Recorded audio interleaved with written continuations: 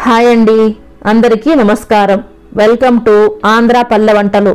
ఈరోజు మనము పల్లీ పకోడా ఎలా చేయాలో చూద్దామండి. ఏదైనా తినాలనుకున్నప్పుడు 10 నిమిషాల్లోనే మన ఇంట్లో ఉన్న ఇంగ్రీడియంట్స్తోనే ఈజీగా రెడీ చేసుకోవచ్చండి. చాలా బాగుంటాయి. 150 గ్రామ్స్ వేరుశనగ పప్పు ఒక బౌల్లోకి తీసుకోవాలి. 1 teaspoon Kashmiri chilli powder వేసుకోవాలి. ఇది వేసుకుంటే మంచి కలర్ ఉంటుందండి. రుచికి సరిపడా ఉప్పు, 1/2 టీ స్పూన్ గరం మసాలా పొడి, 1/2 టీ స్పూన్ ధనియాల పొడి, కొద్దిగా సన్నగా తరిగిన కరివేపాకు, 2 టీ స్పూన్స్ శనగపిండి, 2 టీ స్పూన్స్ బియ్యపిండి వేసుకోవాలి.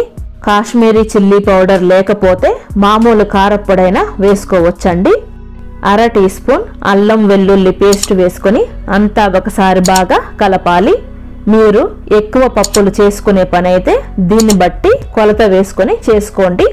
ఇప్పుడు కొద్దిగా నీళ్లు చేతిలోకి తీసుకొని చిలకరించుకుంటూ పొడి పొడిగా కలుపుకోవాలి. ఎక్కువ నీళ్లు వేయకూడదండి. ఎక్కువ నీళ్లు వేస్తే పప్పు సపరేట్గా, పిండి సపరేట్గా ఉంటుందండి. చూడండి, ఈ మాత్రం ఉండే విధంగా కలుపుకుంటే చాలు. డీప్ ఫ్రైకి సరిపడా ఆయిల్ తీసుకొని వేడెక్కాక చేత్తోనే పప్పులన్నీ విడివిడిగా ఆయిల్లో వేసుకోవాలండి. వేసేటప్పుడు ఆయిల్ కంపల్సరీగా బాగా వేడెక్కి ఉండాలండి. వేసిన తర్వాత మీడియం ఫ్లేమ్లో ఉంచుకొని బాగా ఫ్రై చేసుకోవాలి. అప్పుడే పప్పు లోపల కూడా బాగా ఫ్రై అవుతుంది.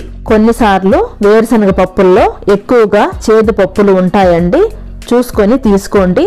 అలాంటివి వేసుకుంటే టేస్ట్ బాగుండదు. 90% ఫ్రై చేసి తీసేయాలండి. ఆ వేడికే మిగిలిన 10% కూడా ఫ్రై అయిపోతాయి. బాగా ఫ్రై అయ్యే వరకు ఆయిల్లో అలాగే ఉంచితే తీసిన తర్వాత ఎక్కువగా ఫ్రై అయిపోయి టేస్ట్ బాగుండదండి. ఇదే విధంగా అన్ని ఫ్రై చేసుకొని లాస్ట్లో కొద్దిగా కరివేపాకు ఫ్రై చేసుకొని వేసుకోవాలి. 1/2 teaspoon chaat masala powder వేసుకొని అంతా ఒకసారి బాగా కలపాలి. వద్దనుకుంటే స్కిప్ చేసుకోవచ్చండి. అంతేనండి, పల్లీ పకోడా రెడీ అయిపోయింది. మీరు ట్రై చేసి మీ కమెంట్స్ను తెలియజేయండి. నచ్చితే లైక్ చేసి ఛానల్ని సబ్స్క్రైబ్ చేయండి. ఓకేనండి, థ్యాంక్ యూ.